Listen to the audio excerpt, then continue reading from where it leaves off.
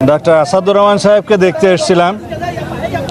তিনি বিগত 18 তারিখে রাত্রে শান্তিনগর এলাকায় তার একটা ক্লিনিকে পপুলারের চেম্বারে প্র্যাকটিস করে বেরিয়েছিলেন। তখন তিনি দুর্বৃত্ত আঘাতে চোখে প্রচণ্ড আঘাতপ্রাপ্ত হন, শরীরে অন্যান্য জায়গায় আঘাত আছে।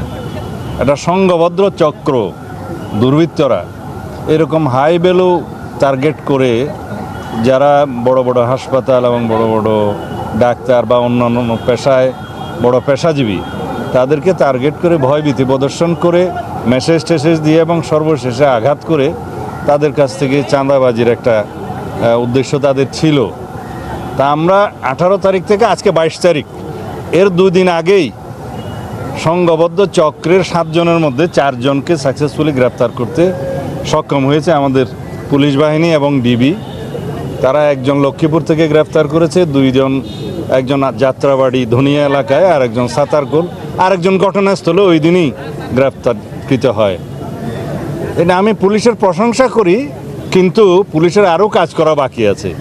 আমরা এই সমস্ত সংঘবদ্ধ চাঁদাবাজ চক্র যা আছে এগুলো সবগুলোকে নির্মূল করতে চাই এবং আজকে একটা ইনস্ট্রাকশন দিয়েছি, বিশেষ করে মেট্রো এলাকায়, ডিএমপি সহ অন্যান্য মেট্রো এলাকায় যারা এরকম চাঁদাবাজ, চিহ্নিত সন্ত্রাসী, মাদক ব্যবসায়ী, তাদেরকে অতি শীঘ্র, আমি টাইম লিমিট দিচ্ছি না, অতি শীঘ্র যদি তাদেরকে আমরা হেফাজতে না নিতে পারি, আইনের আওতায় না আনতে পারি, তাহলে যারা যারা ব্যর্থ হবে তাদের বিরুদ্ধে ব্যবস্থা নেওয়া হবে। এই চাঁদাবাজরা চাঁদাবাজি, তারা রাতারাতি কোটিপতি হতে চায় হয়তোবা, এগুলাই তাদের উদ্দেশ্য।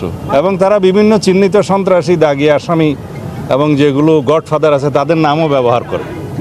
তা আমরা যাই হোক, আমি পুলিশের এখানে একটু প্রশংসাই করি, তারা 48 ঘন্টার মধ্যেই যে মূল হোতা তাকে ধরতে পেরেছে।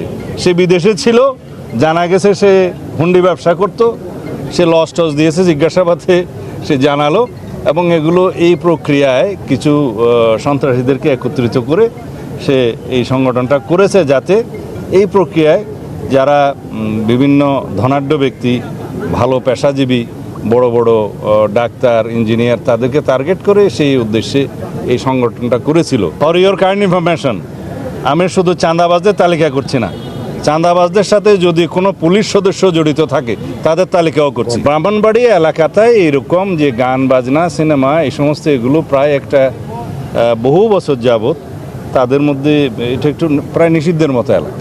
সেইটা ওখানকার পরিস্থিতি আলাদা।